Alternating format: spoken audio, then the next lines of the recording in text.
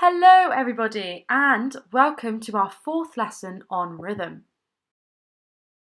I just wanted to start today's lesson by saying a huge well done. You are all doing so well in this really strange time. I'm really impressed by the number of you completing your quizzes, not just on time, but showing me that you're really beginning to understand all of the concepts that I'm giving you. So just to say, keep doing what you're doing. It's fantastic. And I just wanted to say before I go any further that if you want to ask me any questions, you must do this on Show My Homework or from your school email address. That is the only way I can contact you. I can't reply to emails, no matter how lovely they are, from your personal email addresses. So please, if you have any questions or have some cool, exciting work that you want to show me, whether you've written something on GarageBand or Ableton, anything like that, please send it to me from your school email address or Show My Homework. Anyway, I think we should get on to the lesson for today, which is all about rests. Before I even begin to tell you what a rest is, you might want to have a think about it. When you hear the word rest, what does that mean to you? So you might say, after Miss Redlake's lesson, I'm going to take a rest and have a drink of water. Or you might be doing some exercise and think, I'm really out of breath now, I'm going to have to take a rest. In music, it works in the same way. A rest is a moment of silence in music. A composer, that's someone who writes music, could use rests in their music for a number of reasons. Although taking a rest might sound kind of boring, the silence in the music can often be a really powerful tool. Music is not in the notes, but in the silence between them. You may have heard of Wolfgang Amadeus Mozart. He said this famously about rests, or the silences in music.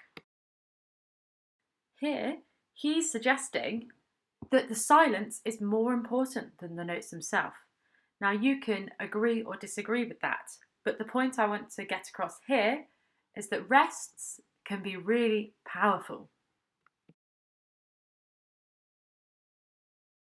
As I mentioned at the beginning of the lesson, you've done so well at learning about crotchets, minims and semibreves, and even the dotted minim.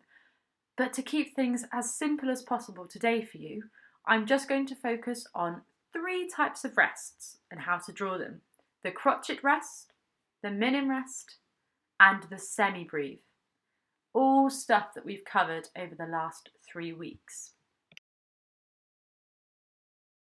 And you know what? I think I might ask for some help from one of my special friends. This is Ted. Now, he might look like a good little boy, but this was him about 2 minutes ago when I was trying to get him to help me. Yep, not such a good boy after all. But I'm hoping I can bribe him with some special treats in exchange for his help on this video.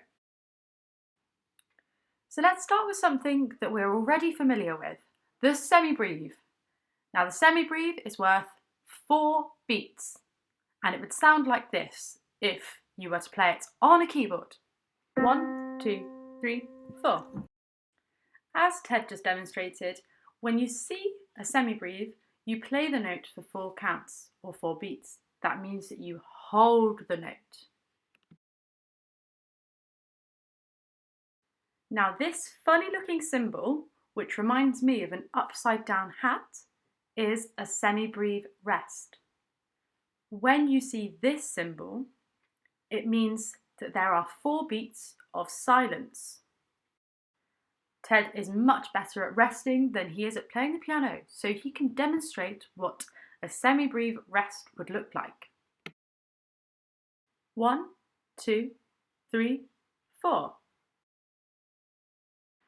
Another familiar friend of ours here, the minim.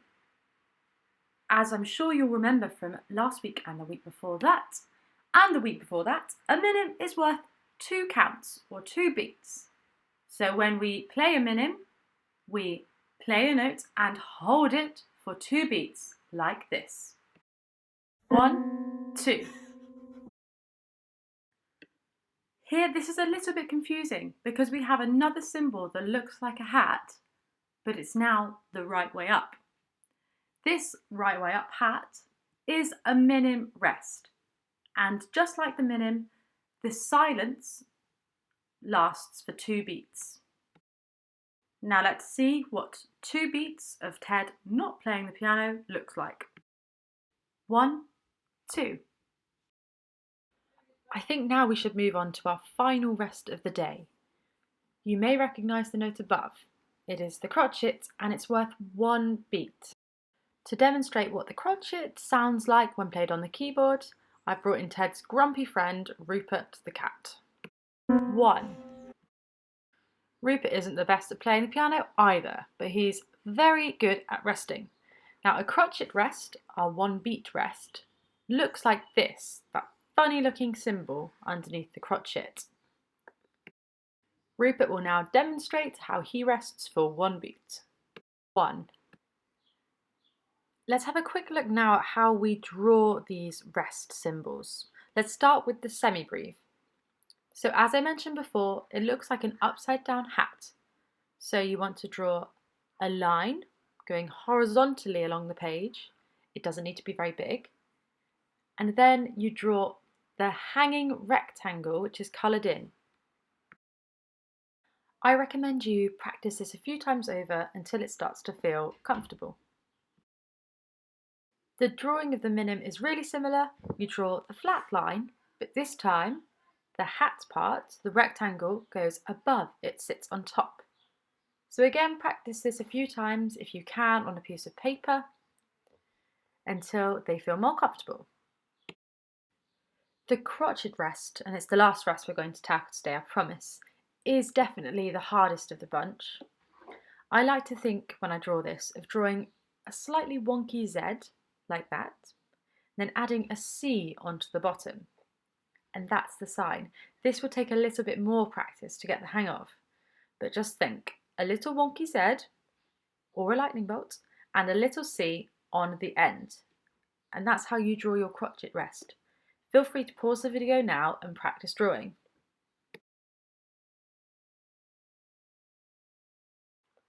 If you're happy with your drawing practice so far, then I will just say a few more things to wrap up.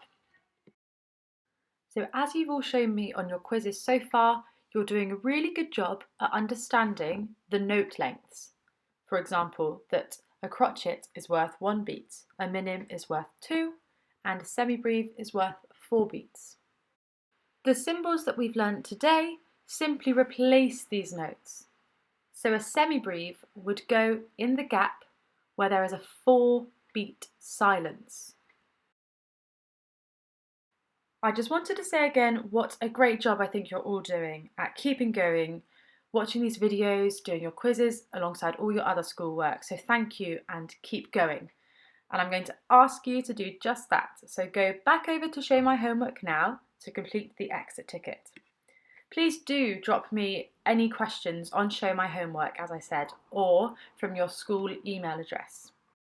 And before we go, goodbye from Rupert and goodbye from Ted. Bye everyone.